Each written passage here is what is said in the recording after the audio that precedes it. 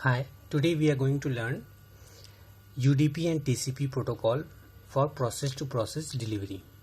आपका transport layer responsible होता है प्रोसेस टू प्रोसेस डिलीवरी के लिए और ट्रांसपोर्ट लेयर पे हम UDP और TCP प्रोटोकॉल यूज़ करते हैं.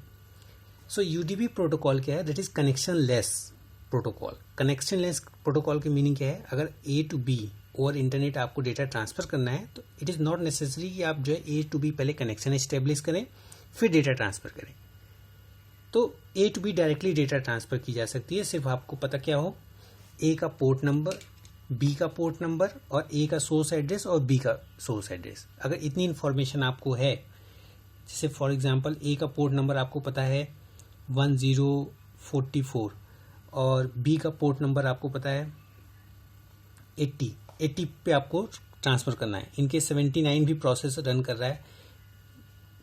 P1 जो है 80 पे रन कर रहा है, P2 जो है 79 पोर्ट पे रन कर रहा है.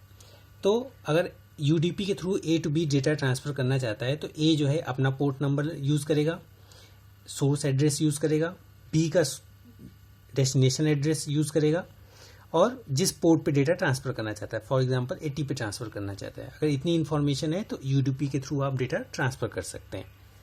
तो आपको कनेक्शन रिक्वायर्ड नहीं है. It is unreliable. अनरिलायबल की मीनिंग है इट इज़ ए जो है वेरीफाई नहीं करेगा कि जो भी डेटा उसने सेंड किया है वो बी को प्रॉपरली पहुंचा है या नहीं पहुंचा है. So this is the reason it is unreliable. No data retransmission. No data retransmission mean in case इसने आपको 2 पैकेट सेंड किया और कुछ रीज़न से एक पैकेट लॉस हुआ और सिर्फ डेस्टिनेशन पे एक ही पैकेट पहुंचा, तो ये दूसरे पैकेट को रीट्रांसमिट नहीं करेगा. ये एज्यूम कर लेगा कि आपका डेटा प्रॉपरली बी पे सेंड कर लिया है. So this is user datagram protocols, I mean drawback also. But some good thing is also involved in UDP because अगर आपको एग्जांपल जैसे वीडियो स्ट्रीमिंग करनी है, ऑडियो स्ट्रीमिंग करनी है या वॉइस ओवर IP जो है डेटा ट्रांसमिशन करना है, तो आपके लिए इम्पोर्टेंट क्या है कि स्पीड अच्छी होनी चाहिए. ठीक है, तो वीडियो स्ट्रीमिंग में हम UDP यूज़ करते हैं ताकि जो है प्रॉपरली जो है ईच फ्रेम बी पे सेंड होता रहे. इन केस बीच में कोई 1-2 फ्रेम मिस हो गया तब भी हमारा जो है स्ट्रीमिंग अच्छी होनी चाहिए. So that's why we use UDP. No congestion control method is there in UDP.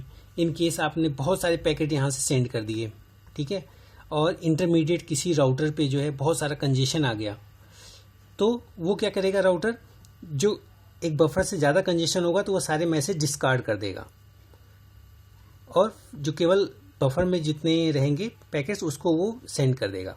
सो इसमें क्या है कि कंजेशन कंट्रोल की मेथोडोलॉजी कोई भी UDP में नहीं है. So it is also a drawback.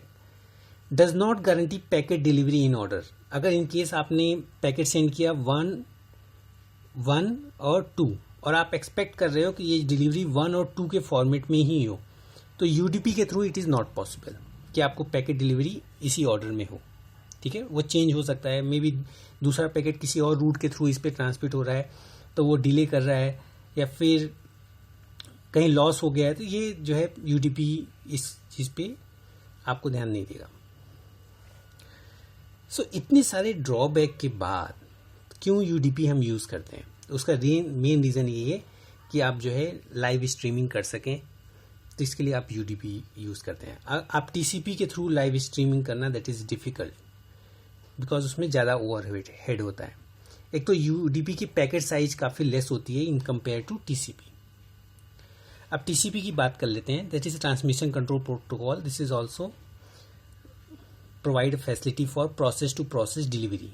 Process to process delivery mean A पे कई प्रोसेस रन करेंगे, B पे कई प्रोसेस रन करेंगे. तो इनकेस P1 प्रोसेस इस पे रन कर रहा है और P1 डैश इस पे रन कर रहा है सेम प्रोसेस, तो हम P1 से P1 डैश पे अगर पैकेट ट्रांसफ़र करना है तो आपको ट्रांसपोर्ट लेयर का यूज़ करना पड़ेगा. और इसमें हम प्रोटोकॉल की बात कर रहे हैं अब TCP की. It is connection oriented. Connection oriented की मीनिंग क्या है कि इन केस A कोई नोड है और किसी इंटरनेट पे वो B से कनेक्शन जो है कनेक्शन के थ्रू ट्रांसफ़र करना चाह रहा है डेटा, तो सबसे पहले क्या होगा कि इन दोनों के बीच एक वर्चुअल जो है कनेक्शन इस्टेब्लिश हो जाएगा. ठीक है, ये कुछ ऐसा है कि इसी के थ्रू आप जो है डेटा ट्रांसफर कर दो। ए जो है बी से कहेगा अब ये जो कनेक्शन इस्टेब्लिश हुआ है इसी के थ्रू डेटा ट्रांसफर करना है। एक्चुअली कनेक्शन ओरिएंटेड जो है वो 3 आपके इसके सब फेज हैं। कनेक्शन ओरिएंटेड प्रोटोकॉल की मीनिंग क्या है, पहले एक तो कनेक्शन इस्टेब्लिश होना चाहिए, ठीक है, और कनेक्शन इस्टेब्लिश हो गया तो आप उसके बाद डेटा ट्रांसफर कर सकते हैं, और इन केस डेटा ट्रांसफर हो गया है तो आप टर्मिनेशन के लिए, कनेक्शन क्लोज के लिए रिक्वेस्ट भेज सकते हैं। जब हम कनेक्शन ओरिएंटेड प्रोटोकॉल कह रहे हैं तो इसमें 3 फेजेस अकर करते हैं। It is reliable, obviously it is reliable, क्योंकि जब आपने एक connection establish virtual network, virtual जो है पाथ डिस्क्राइब कर रखा है, किसी पाथ के थ्रू डेटा ट्रांसफर होना है, तो ऑब्वियसली वो रिलायबल होगा। अगर आपने कोई पैकेट यहाँ से सेंड किया तो आप एज्यूम करेंगे कि इस पाथ पे ये जाए और यहाँ पे डेस्टिनेशन पे पहुँच जाए। रीट्रांसमिशन, इन केस आपने 3 पैकेट सेंड किए और यहाँ पे सिर्फ 2 ही पैकेट रिसीव हुए, तो बी इसको एक प्रॉपर टाइम के बाद बी इसको एक्नॉलेजमेंट भेजेगा कि हमें केवल 1 और 3 रिसीव हुए, 2 कहीं मिस हो गया, तो ये जो है 2 पैकेट को फिर से ट्रांसमिट कर देगा। So retransmission facility in TCP. Example जैसे ईमेल के लिए आप जो है टीसीपी यूज़ करेंगे। क्यों टीसीपी यूज़ करेंगे? क्योंकि आपने ईमेल में कोई कंटेंट दिया, ठीक है, और वो कंटेंट आपने ट्रांसफ़र किया ए टू बी, तो अगर उसमें कुछ कंटेंट मिस हो गया तो that is difficult for B to interpret the content. तो ऑब्वियसली जितना कंटेंट है वो पूरा बी को पहुंचना चाहिए, तो उसके लिए आप जो है ईमेलिंग में टीसीपी यूज़ करेंगे। Congestion control mechanism, in case कोई इंटरमीडिएट राउटर्स हैं और इसमें कंजेशन आता है तो ये जो है ए को रिक्वेस्ट कर देगा कि आप जो है या तो अपनी स्पीड स्लो कर लो या तो ट्रांसमिशन रोक दो, क्योंकि देयर इज कंजेशन। तो congestion control mechanism is also in TCP. 3-वे handshaking for connection as well as for termination also. तो 3-वे हैंडशेकिंग होती क्या है?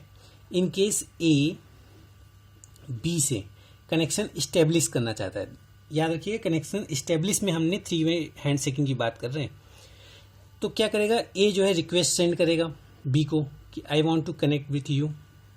बी जो है ए को रिप्लाई करेगा okay you can connect with me. तो ए कहेगा ठीक है, आपका पैकेट हमें एक्नॉलेजमेंट का मिल गया है, ठीक है, ओके। सो दिस इज 3-वे हैंडशेकिंग। तो एक सीक्वेंस नंबर के थ्रू ए जो है बी से कहेगा कि हमने जो है कनेक्शन इस्टेब्लिश करना है। बी उस सीक्वेंस नंबर के साथ एक एक्नॉलेजमेंट भेजेगा ए को, और ए फिर उसी एक्नॉलेजमेंट को एज ए सीक्वेंस नंबर भी है इसको रिप्लाई करेगा कि यस।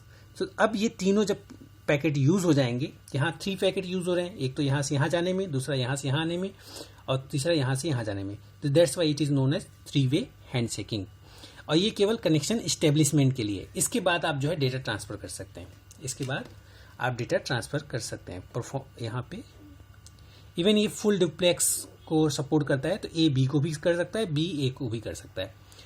इन case after some time termination perform करना है, तो टर्मिनेशन में भी 3-वे हैंडशेकिंग परफॉर्म होगी। तो टर्मिनेशन जो है ए भी कर सकता है और बी भी कर सकता है। फिर आती है packet delivery in order. Packet delivery in order कि ये जो है ए 1 2 3 इस सीक्वेंस में आपने डेटा ट्रांसफर किया है, तो बी को जब पैकेट मिलेगा वो इसी सीक्वेंस में मिलेगा, तो इसकी रिस्पॉन्सिबिलिटी टीसीपी प्रोटोकॉल रखता है। So this is the user datagram protocol and TCP protocol for process to process delivery. Thank you.